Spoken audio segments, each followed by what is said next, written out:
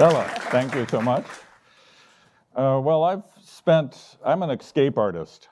I guess everyone at Google is a form of escape artist, but I escape to remote places all the time. If you want to find your way to some tribal group or see the world's weirdest slug, just talk to me. I'll find the answers that you need. And over the years, I've just continued to do what I did when I was a child, which is just look for things I like wherever they are. And Geographic has given me opportunities for that and other research venues. And I just keep going. And during all that time, I've spent a fair amount of days with both creatures that have interesting societies and human tribal groups and hunter-gatherer groups. And I began to think about how those groups form and stay together over time and what that means.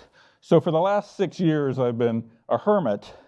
Melissa has put up with me being at home in front of the computer too often. She's in the back there. We'll give her a round of applause so we can not have to repeat it at the end. And so I have been Mr. Boring for too long. When this book is out, which was yesterday, I will disappear. I'm giving you the chance to see me, then I'm like, flash, out of here. Well, okay, I'm stuck giving a few more talks, but in any case, this is a book now called The Human Swarm, How Our Societies Arise, Thrive, and Fall. And we all know what a human society is, but in brief, it's a well-defined group with certain specific members with a strong feeling of allegiance and often a feeling that you can fight for and even die for that group. Societies last through the generations, and we expect membership in them to be involuntary. And when you think of societies in that way, you'll see that a number of animals have societies too, meerkats, for example.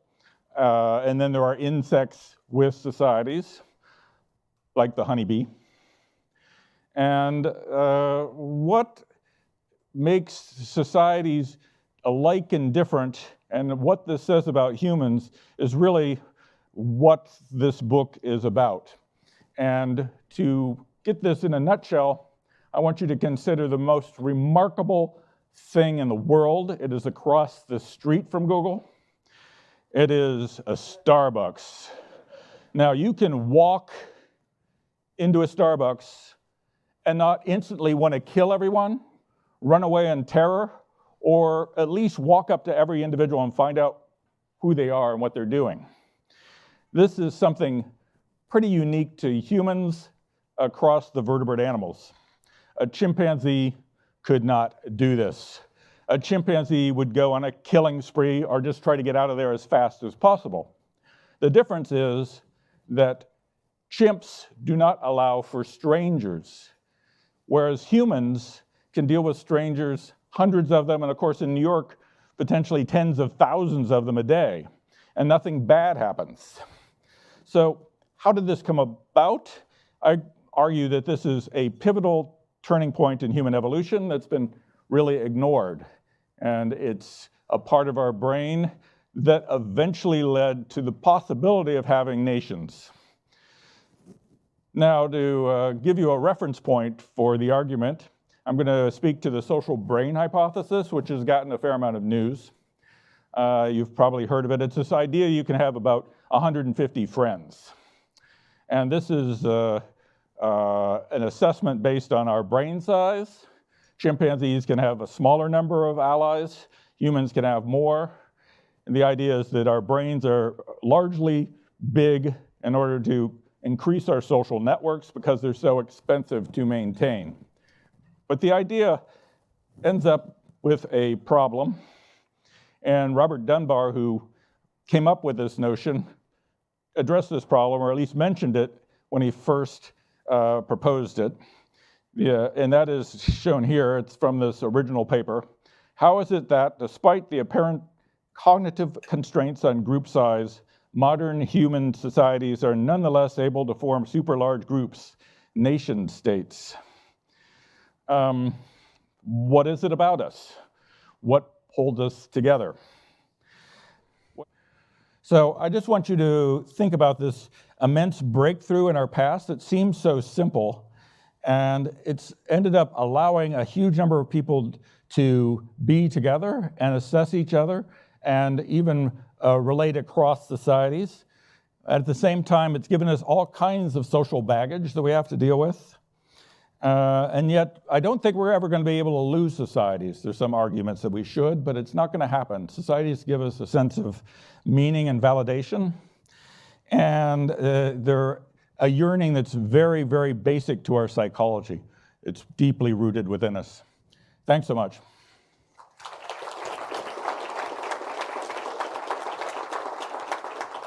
Okay, I went a couple minutes long, but are there any questions out there? Hi there, Dr. Moffett. Thanks so much for that presentation. I was really interested to learn the part you talked about what identify different societies and humans and others.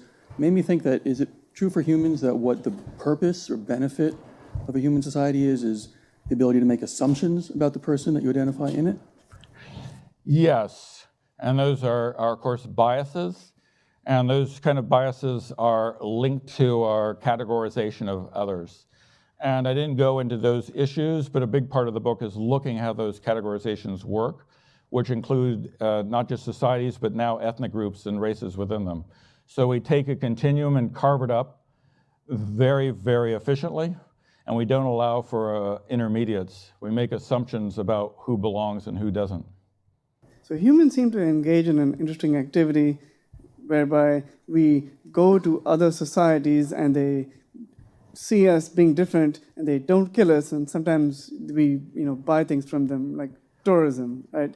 Are we the only species that does something like that, or do you see that in other animals, even if they're invertebrates? Yeah, no, invertebrates don't do that at all. Invertebrates are all about us. They kill them. Humans are amazing for the degree of our ability to take in other identities and assess them as potential partners. And things like bonobos can get together and groom each other, but they don't form an alliance to take over the third bonobo troop over there that they don't like, or to figure out how to collect something from a tree or anything. There's none of these alliance type things that happen in humans are found anywhere else. The closest possibility are the sperm whales, where two societies can apparently get together and hunt together more efficiently sometime for squid. They eat squid than they can separately. So they may be able to work together in the sperm whale.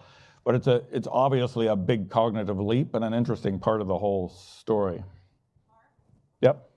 Do ant colonies at war allocate resources differently, or is it just a boundary condition between colonies? Ant colonies at war? Yes. They don't allocate, we don't know that. That'll be interesting to know. What is clear is that warfare arises in ants, and in fact, I did an article for Scientific American on ants and the art of war, showing that there are all kinds of parallels. And the very existence of warfare, which is a mass phenomenon where both sides face catastrophe. So it's not a one-sided thing. If you look at war, and that's what we usually mean by war, those kinds of aggression occur when societies get, tens of thousands or bigger in both humans and ants. And once you have more and more individuals in a society, the per capita cost goes down. There are lots of studies showing that. And so you end up with this labor pool, and you just sit around and be used for things like battles. Or in the case of humans, diverted into arts and sciences, luckily. We don't just use them for battles. But arguably, you need a large population, but whether they allocate things differently when they actually have the battle, no one knows. So it seems like human societies were able to evolve our markers. So if you think of nation states, we're able to evolve what that means and what groups count in it and not. Is there a parallel in the animal world? Like, are ants able to change their chemtrails or like their trails as members join or as history happens? Well, ironically, the one case where this is known well is in the slavery ants. And there are ants that take slaves, and they take slaves that are young ants, and those ants emerge in the colony like a baby chick learning who its mother is. they learn the identity of their society. But those slaves were taken from a different colony, so they don't have the same scent. And it turns out all the ants are grooming each other all the time and probably exchanging the scent. And so it is allowed to live just because it's conforming to this scent, but that means the scent itself is changing all the time. So the ants, and there are other cases as well, showing that ants are actually quite smart, despite the tiny brain, at tracking what the scent is, and they never make mistakes. And if that slave goes out and encounters its mother's colony where it should be, it's attacked. So you talked about how societies are temporary, and there's an identity split, and a society is split at some point. So if you think about it, Google is sort of like a society with like 100,000 people. It's like, what lessons would there be for a company like Google, where you have all these people and they have to work together?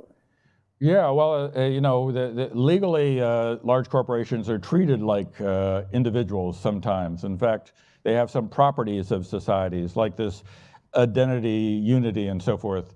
Whether they stay through the generations, that's the sense I had for the original IBM, that their grandkids would still be working for it, is maybe a missing part of that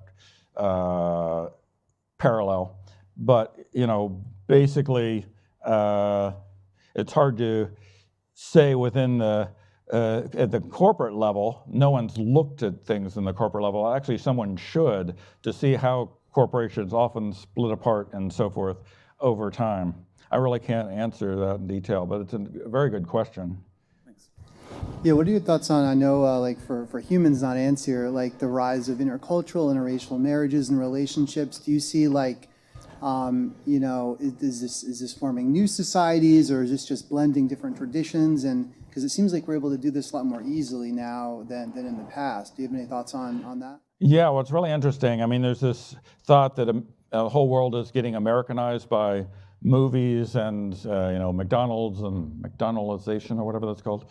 In any case, when you look through the literature, the sense is that the societies stay staunchly separate, and in fact may increase their differences. Places like China are perhaps even more Chinese than they were before, because one's need for the help of outsiders actually often causes the in-group to become more rigid and more set in its ways and more distinctive. That doesn't mean you're not relating to each other all the time in a useful way, but the societies stay stable throughout those processes. And the interesting part, another part of your question was about people between societies and so forth linking up. And one of the amazing things about humans is we are able to take individuals from other societies and they can join our own. So in the past, it would have been refugees or marriage partners. As I said at the beginning, a certain number of people have to transfer between societies just to interbreed when our societies were small. And in the case of humans, that means they had to take on certain attributes of the group that they're joining. So they'd have to learn language and some of the behaviors, but they'd never be perfect at it. We can never completely drop our identities.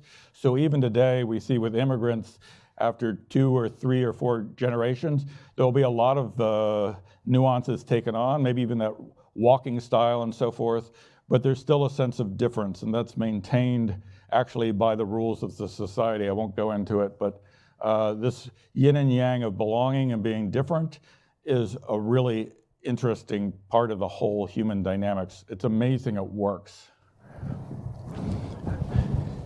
Thank you. So the societies that you present seem to be very based on physical proximity, and I'm wondering if you see any trends in humans especially of creating societies that are not based on this kind of proximity or territory. Yes, well, actually there are cases, the most interesting cases in the animal kingdom are the ones that aren't based on proximity. Things like wolves and elephants and chimpanzees can spread over the landscape and still remember each other. And in fact, they can remember each other sometimes for years. And this capacity to retain relationships over the long term is amplified in humans. because our early societies particularly were highly spread out, and you might not see somebody for years and they might look different, they've aged certainly, or you might meet a complete stranger and yet you can be comfortable with them within moments, as long as they weren't angry. I mean, they can be people you don't want to deal with that day, but this capacity for dynamics over space and time is what really makes humans different from a lot of these species to a different degree than the others. In terms of like, they're still contiguous, it seems. I mean, can I be embedded in another set of people and be a member of the society somewhere else? Well, it's an interesting question because basically there's not a lot of information from psychology on some of these possibilities. It seems to be if we're part of two different societies, we tend to have a stronger relationship with one of them and see ourselves more different and distinct from the other. Not to go directly into an ant example, but I will go directly into an ant example, and that is the large colony that's taken over Southern California, most of it with 1 trillion individuals, controls all the port cities of Southern California, and it's boarded the ships, and it's now the same colony that's conquered 1,000 miles of the European coastline. You can take an ant from California to Europe, and it's just fine. You can take it to parts of Europe where other colonies have gotten in and it's killed. So these ants are actually expanding at a global level as societies, giving it sort of a situation like Alaska and Hawaii is from the continental US, a continuum with leapfrogs from place to place. Yep. One for work and society. And I have a particular question regarding humans. The examples you gave with the animals and insects, they always have some of them have specific features that drive them most division or unity. And in humans, in your research, what is the feature or characteristics in us that drive us division or unity? Do you have a top? Well, it seems to vary a lot. I was looking a lot through the early anthropology literature because many anthropologists don't even think hunter-gatherers had societies. And that's because they're looking at hunter-gatherers today that are embedded in other societies themselves. But if you look at the early societies, you can see that there would be bands spread out, and there'd be 1,000 or 2 people that would share this identity. And how this is maintained over time and what causes the breakdown is the big question. Sometimes you hear the stories about it being very little things, like someone insulted some aspect of some ritual or something. And sometimes it seems to be about big things. It's really hard to say what gets people excited sometimes. But clearly, the last step, there's trouble when one of these subgroups within the society gives itself its own name. Names are important. Once you have your own name, you're probably on the way out or the way in, depending on whether you want to be in that group or not. So.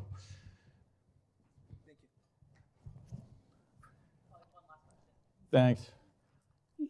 One of the things that I find really interesting about human evolution is our relationship with dogs and how we as a species co-evolved with dogs and forming those relationships to the point that today, you could say that they really are part of our society rather than just us using them as tools. Right. I'm curious is your opinion on that relationship? Yeah, no, I think they can be viewed as part of the society. I had a paragraph about this, and it's one of these little things that had to get out of the book.